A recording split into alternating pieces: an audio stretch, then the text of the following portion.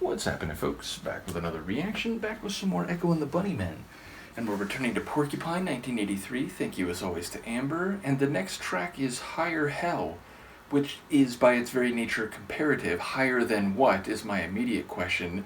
And does higher hell mean a greater degree of peril or torture or some degree of unpleasantry?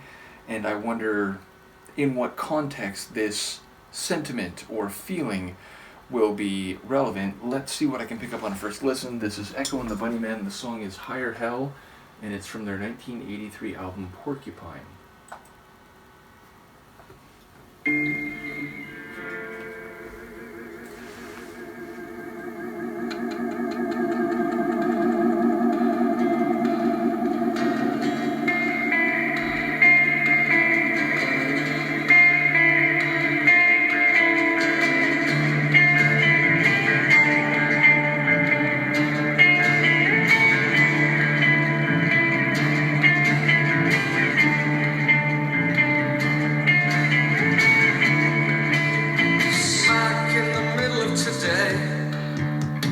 Got to learn new words, merely got to simply say, I think we all misheard.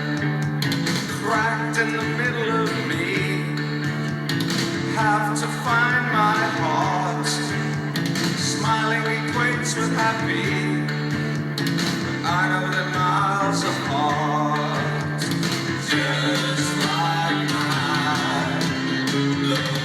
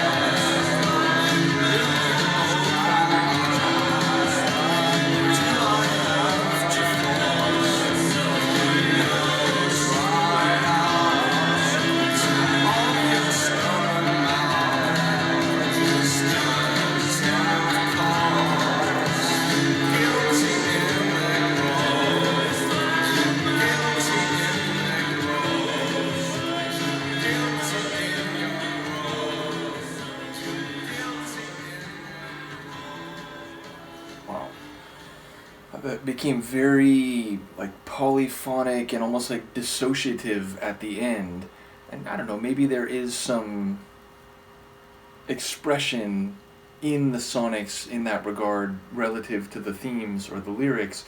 What I did catch from lyrics, obviously we're saying like, or he's saying, seemingly to another person specifically, like the you feels targeted in this point, someone who can affect him and knows how to affect him, knows his levels more than anyone, but like his lower heaven, which I don't know if that's like the lower boundary of what makes him feel good, or his higher hell, the upper boundary of what can make him feel hellish or set upon or awful. So yeah, it does feel like there's this close connection to this other person, but that it's not just positive. It can run the gamut from enjoyable to hellish. Though again, I don't know if that juxtaposition, and obviously any song where you're referencing heaven, there's a chance you're going to reference hell. So it is this dichotomy that's being suggested. But by saying lower heaven and higher hell, it sort of changes the calculus of that. And I'm not sure if I'm reading that right. But definitely I enjoy Ian's vocals, as is usually the case. They sound a bit haunted here, which fits the sonic atmosphere or composition of the tune, because the whole tune has this like a bit dark and menacing. It feels not like immediately threatening, but more like there's something lurking, something dangerous that is in the shadows, is just around the corner. It's funny, there was a moment early on where I was like, oh, this almost sounds kind of like an 80s Beatles song or something, and it quickly kind of moved into sonic territory where I wasn't thinking that anymore.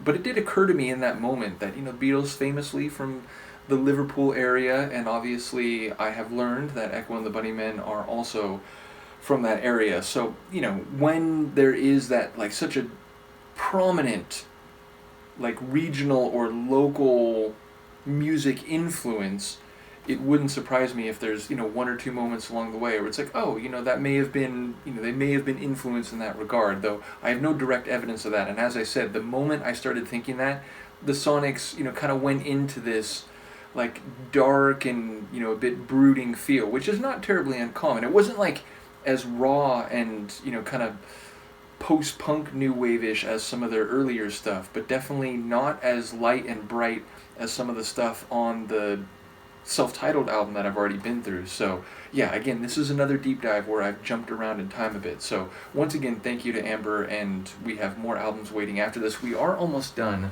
with Porcupine. I think we got like one or two more. Let me check. We have two more, and the next one is Gods Will Be Gods, which I like that phrasing, and I'm intrigued what that will be all about. And then the final one on the album is In Blue Skies, which certainly gives us a visual image, if not a feeling as well, and obviously blue skies can relate to open possibilities and so on. Nevertheless, we'll speculate more about that when we get there. Let me know what you think of this one, and I will see you then. Peace.